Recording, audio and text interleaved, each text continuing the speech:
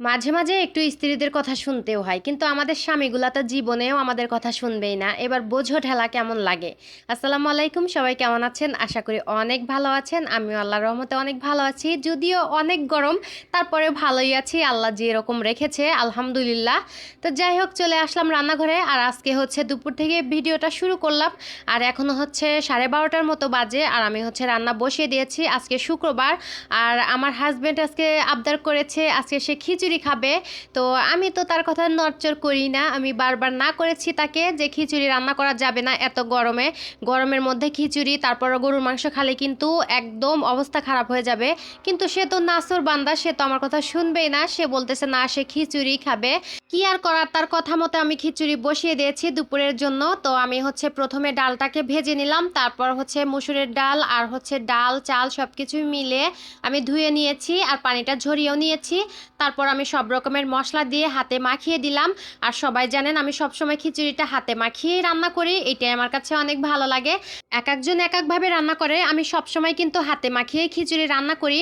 আর ওই পাশে হচ্ছে গরুর মাংসটাও বসিয়ে দিয়েছি। তো যাই হোক, এখানে হচ্ছে সুন্দর করে মাখিয়ে তারপর আমি এখানে পানিটা দিয়ে দিলাম। আর একটু হচ্ছে নরম টাইপের খিচুড়ি রান্না করব। এই খিচুড়িটাই ওদের আব্বু বেশি পছন্দ করে। আমি আবার কোনো রকমের খিচুড়ি খেতে পারি না, আমার কাছে কেমন যেন খিচুড়ি বেশি একটা ভালো লাগে না। আমি সারাক্ষণ ভাত খাবো, এটাই আমার কাছে ভালো লাগে। তো সকালে হচ্ছে ভাত রান্না করেছিলাম, সকালেই ওদের আব্বু বলতেছে খিচুড়ি রান্না করার জন্য। আমি বুদ্ধি করে সকালে ভাত রান্না করে খাইছি। ভাত রান্না করেছিলাম, আলু ভাজি করেছিলাম, ডিম ভাজি করেছিলাম। মনে মনে ভাবলাম তোমার কথা মতে আমি এখন খিচুড়ি রান্না করে সারাদিন আমাকে খিচুড়ি খাওয়াবে, তাই না? সকালে উঠে আগে ভাত রান্না করে খাইছি, তারপরে দুপুরে খিচুড়ি রান্না করতেছি। তো যাই হোক, কথা বলতে বলতে দেখেন মাংসটাকে কিন্তু আমি আগেই বসিয়ে দিয়েছিলাম।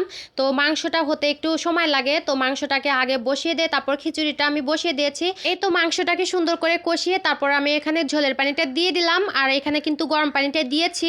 তো ওই পাশে হচ্ছে রান্না হতে থাক, ওইখানে দাঁড়িয়ে থাকার মতো ক্ষমতা আমার নাই, যে পরিমাণ গরম বাবারে বাবা, কি আর বলবো। ফ্রিজে আইসক্রিম ছিল আর আইসক্রিমটা প্রচুর খাচ্ছি। মানে আইসক্রিম খাইতে খাইতে আমার গলার অবস্থা একদম শেষ, অনেক গলা ব্যথা করতেছে। তারপরে কিন্তু ঠান্ডা পানি, লাচ্ছি, আইসক্রিম এগুলা কিন্তু খাওয়া চলতেইছে। এখন কি আর করার, এই গরমে মানে ফিল্টারের পানি অনেক গরম হয়ে থাকে, তার মধ্যে থাকে না কারেন্ট। ঠান্ডা ঠান্ডা কোনো কিছু যদি না খাওয়া যায় তাহলে তো মরেই যাব। তো যাই হোক, এই পাশে ফ্যানের নিচে এসে আমি হচ্ছে একটু আইসক্রিম নিয়ে বসেছি। একটু ঠান্ডা খেয়ে মাথাটা ঠান্ডা করি, মানে প্রচুর গরম হয়ে গেছে মাথা রান্নাঘরে দাঁড়িয়ে থাকতে থাকতে। তো যাই হোক, এ পাশে হচ্ছে খিচুড়িটা প্রায় হয়ে এসেছে। আর বললাম না একটু হচ্ছে নরম টাইপের করব, তো আর একটু হবে। তো আমি এই পাশে একটু নাড়াচাড়া করে চুলার উপর রেখে দেবো, তাহলে আর একটু নরম হয়ে যাবে, পানিটাও শুকিয়ে যাবে। কি আর বলবো আপুরা, দুঃখের কথা, এই খিচুড়ি আর গরুর মাংস খাওয়ার পর ওদের আব্বুর তো অবস্থা একদম শেষ। মানে ফ্লোরের উপর সারাক্ষণ গড়াগড়ি করছে, মানে রাত পর্যন্ত। এত বাজে অবস্থা হয়েছে, কি আর বলবো। সেজন্য বলতেছে আমি আর কোনোদিনও গরমের মধ্যে খিচুড়ি রান্না করতে বলবো না। সেই জন্যই তো বলে সবাই বৃষ্টির দিনে খিচুড়ি রান্না করার জন্য। তো যাই হোক, আজকের ভিডিওটা এই পর্যন্তই। আমার ভিডিওটা দেখার জন্য অসংখ্য ধন্যবাদ। আমার ভিডিওটা ভালো লাগলে অবশ্যই লাইক কমেন্ট শেয়ার করবেন আর আমার পেজটি ফলো দিয়ে পাশে থাকবেন। সবাই ভালো থাকবেন, সুস্থ থাকবেন, আল্লাহ হাফেজ।